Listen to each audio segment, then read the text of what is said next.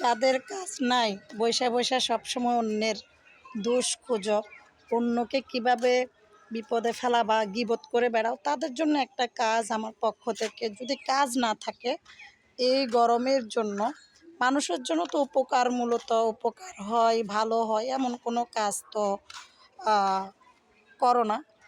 অন্ততপক্ষে এটা হলো করো যে নিজের জন্য ভালো হবে। এই গরমের তাপ নিয়ন্ত্রণ রাখার জন্য বেশি করে গাছ লাগাও বিভিন্ন ধরনের। এই বছর অন্ততপক্ষে সুবিধা না পাইলেও আগামী বছর ইনশাল্লাহ সুবিধা পাবা।